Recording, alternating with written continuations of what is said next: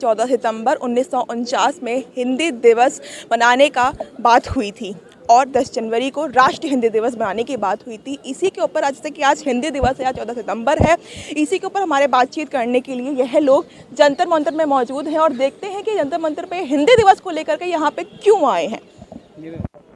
देखिए, राजभाषा हिंदी को राष्ट्रभाषा का अधिकार एवं सर्वोदय हिंदी लागू करवाने के लिए सर्वोदय समाज विगत 24 साल से हम लोग आंदोलन चला रहे हैं।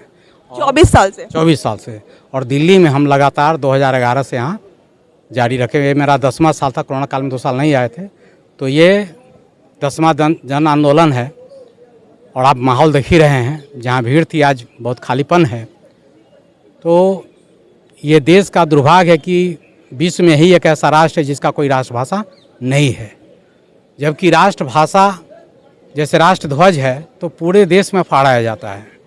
राष्ट्रभाषा जब बन जाएगी हिंदी, तो कश्मीर से कन्याकुमारी तक के मुंह में लोग आवाज़ आएगा हिंदी भाषा का।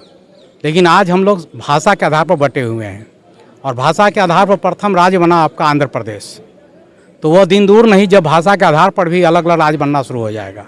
अगर भारत सरकार अगर नहीं सचेता तो भाषा के आधार पर भी लोग मांग करने लगेगा कि बंगाल अलग देश होना चाहिए, उड़ीसा अलग देश होना चाहिए, महाराष्ट्र अलग देश होना चाहिए।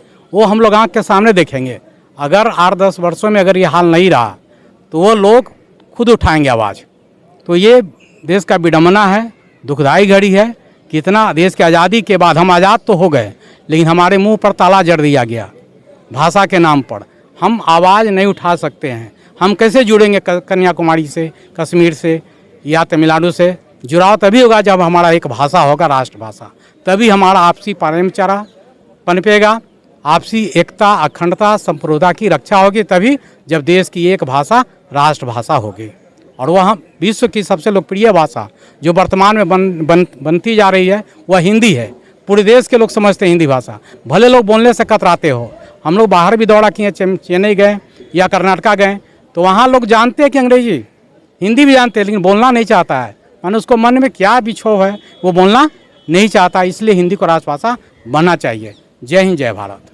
20 साल से आप लोग आंदोलन कर रहे हैं। इस आंदोलन की शुरुआत आपने कहाँ से करी थी? बिहार से किए थे हम लोग। अपने गृह जिला जो है कटिहार है मेरा, बिहार के छोटा सा जिला है कटिहार, वहीं से हम आंदोलन का सूत्रपात किए थे। तो वो आंदोलन आप कहाँ कहाँ गए हैं? बिहार से शुरुआत होकर के आपकी कहाँ कहाँ ये रही है आपकी आंदोलन यात्रा? बहुत तो तमाम जिला में गए थे, जैसे पटना हुआ, भागलपुर हुआ, बेगूसराय है, खगड़िया है, समस्तीपुर है, पूर्णिया है, सहरसा है।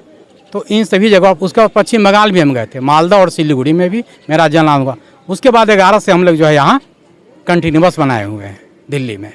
तो अब सरकार से क्या मांगे आप? सरकार से मांगे भाई आप हिंदी को राष्ट्रभाषा का अधिकार दिया जाए और सुप्रीम कोर्ट में हिंदी अनिवार्य हो।